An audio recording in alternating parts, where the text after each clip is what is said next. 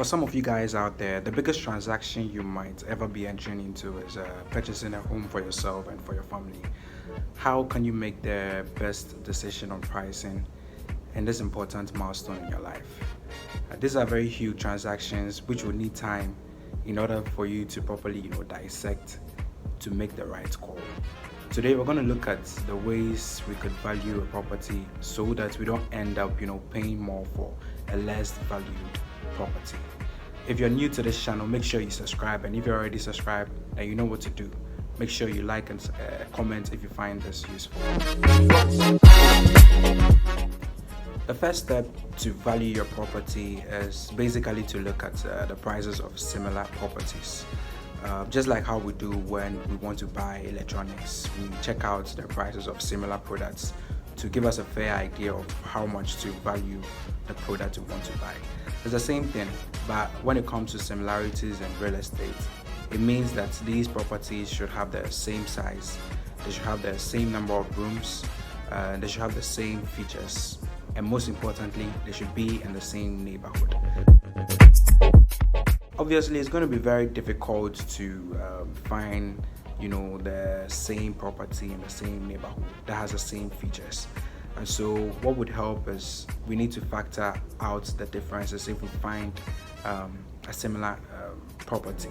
So let's just assume that I see a property in a neighborhood or in the same neighborhood that has the same number of rooms like my home and has the same features like my home. But this home comes with a swimming pool, which my home doesn't have. And so I ask them the price, and then let's say they tell me that their home is valued at $200,000.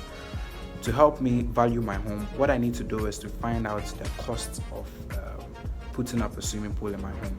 So if it costs $50,000, to find the value of my property, I need to subtract the cost of putting out a swimming pool in my house from the price of the property. So let's say the property goes for $200,000, means that my property will be valued at $150,000. So that's how we factor in differences. Aside that, we need to also factor in differences that we can't calculate, like proximity to the shopping center, proximity to the highway, proximity to the transport yard. All these things adds value to a property. And it's quite unfortunate that we don't have one singular formula for these calculations. And so it's only an experienced realtor that is able to give a very good valuation. Another way to help you value your property is simply by dividing your net operating income by your capitalization rate. Your net operating income here refers to all revenues from the rental property minus all operating expenditure like salaries, utilities, the cost of maintaining the property. If the property has been rented out before, all you need to do is to ask how much it goes out for to get your net operating income. And if the property hasn't been rented out before, then you need to find a similar property in the neighborhood to help you get an idea of the income. Once you get that, you subtract, like I said, all the operating expenditure, which will help you arrive at your net operating income. After you get a net operating income, the next thing you need to find is your capitalization rate. Capitalization rate is basically the percentage of what you would pay to buy the property that you can expect to make in a year for rent.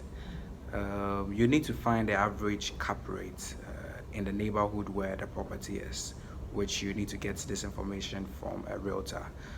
And so let's assume that you have a capitalization rate of 8% and the rental property has an NOI of $6,000. It means that $6,000 is 8% of the price is worth for you to pay for the property, and it gives us a value of $75,000 in total for the property.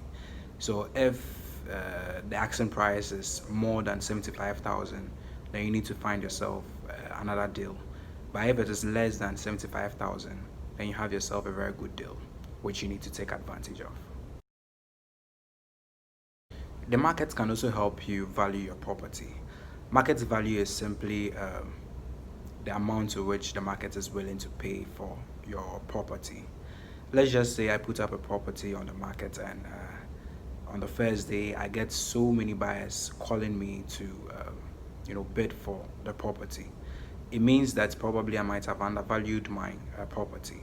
So I need to increase it to see if the buyers would bid out themselves.